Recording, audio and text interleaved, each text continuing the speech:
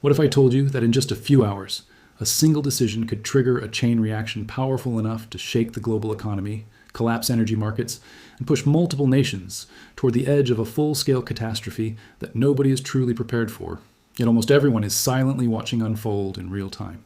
Right now, behind closed doors and above contested skies, something far bigger than a simple military standoff is taking shape. And the real story is not just about missiles or threats, but about a ticking deadline that could redefine power, control, and survival across the entire world order.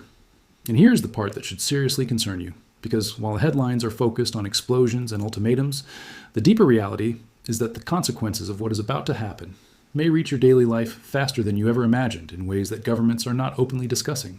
Before we go any further, I need to say something directly to you, because it genuinely matters more than you think, and it comes straight from the effort I put into every single video I make for you guys.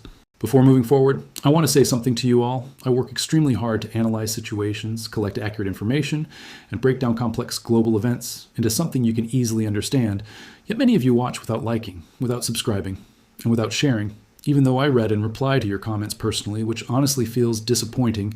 So I sincerely request you to support the channel Market Mindset and also follow my backup channel Market Mindset 2, because your support is what keeps this content alive and growing.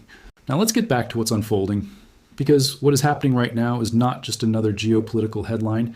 It is a rapidly escalating situation centered around a deadline that could either de-escalate tensions or ignite one of the most aggressive military responses in recent history.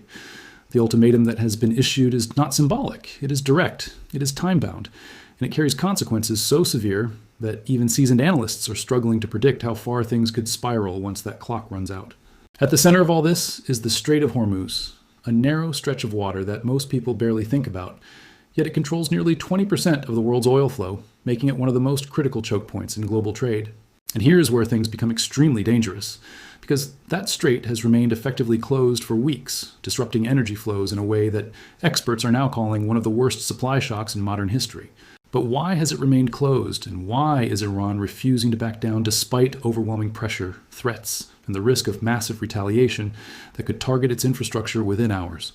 The answer lies in something much deeper than military power, because Iran is not just reacting to the present moment, it is responding based on lessons learned from past conflicts where temporary ceasefires turned into strategic disadvantages. Iran has made it clear that it does not want a temporary pause, it wants permanent guarantees, and that single difference in approach is what is widening the gap between both sides to a point where compromise is becoming nearly impossible. Meanwhile, the United States is operating on a completely different strategy, demanding immediate compliance first and negotiations later, which creates a deadlock that neither side seems willing to break. And here's the twist that changes everything, because while public statements suggest rigidity, behind the scenes there are quiet negotiations, hidden proposals, and back-channel communications attempting to prevent total escalation. One such proposal involves a 45-day ceasefire plan being pushed by multiple countries acting as mediators, aiming to create a temporary window for broader peace talks while reopening the strait.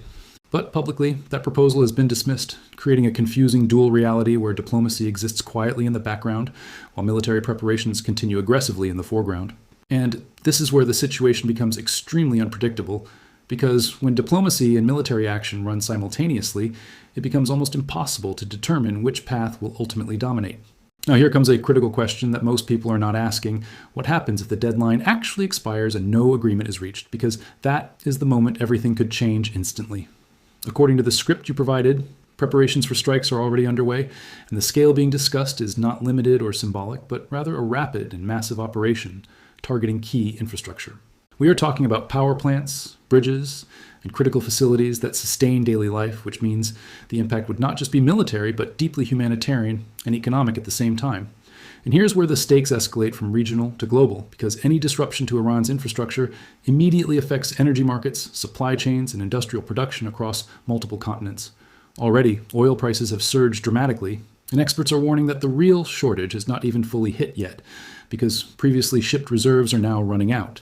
That means the worst phase of the energy crisis may still be ahead, not behind us, which should raise serious concerns for economies that rely heavily on stable fuel supply.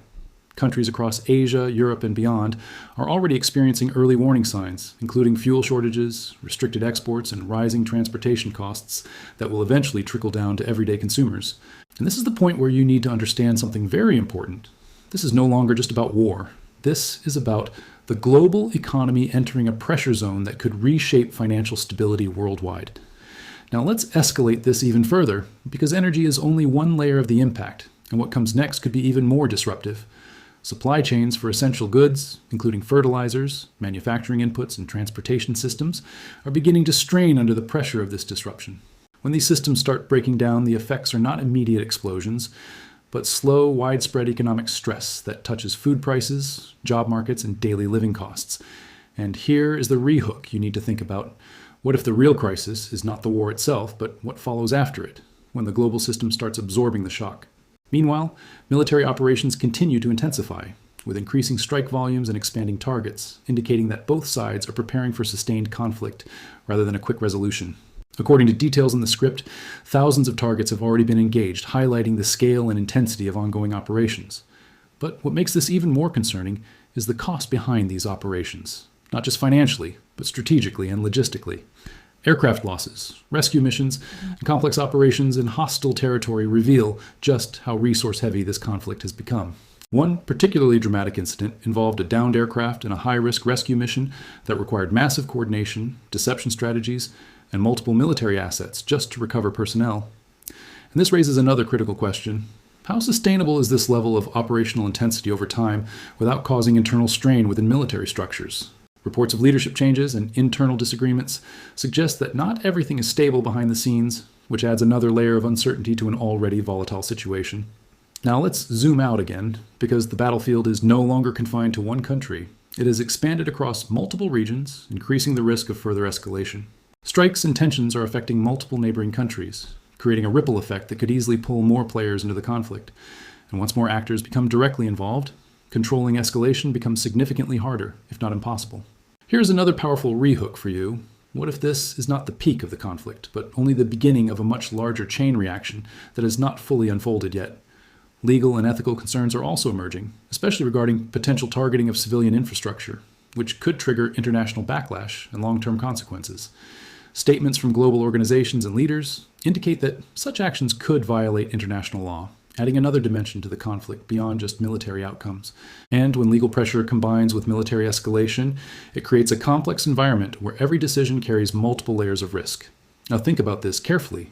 If both sides remain firm in their positions, and neither is willing to compromise under pressure, then the probability of escalation increases dramatically. At the same time, if a last-minute agreement is reached, it could temporarily stabilize the situation, but may not address the underlying issues that caused the conflict in the first place. That means even a resolution might only be temporary, setting the stage for future tensions to rise again under different circumstances. So the real question is not just what happens next, but what happens after that, because the long-term trajectory of the situation is still highly uncertain. And this is exactly why you need to stay informed, because events like these evolve rapidly, and missing key developments can leave you completely unprepared for their impact. The deadline is approaching, the stakes are rising, and the world is watching closely, knowing that the outcome could shift global dynamics in ways we have not seen in years. Whether this ends in escalation or de-escalation, one thing is absolutely certain. The consequences will not be limited to one region, they will be felt worldwide. Now, I want to hear from you, because your perspective matters more than ever in a situation like this, where opinions and awareness can shape understanding. Do you think this ultimatum will actually be carried out? Or do you believe it will turn into another delayed decision like before?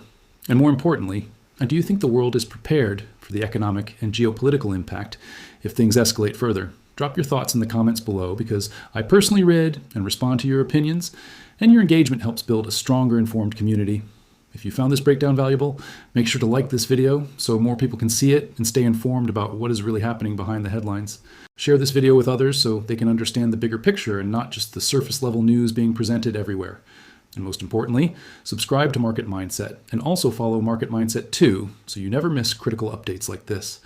Because in times like these, staying informed is not just useful, it is essential for understanding the world around you.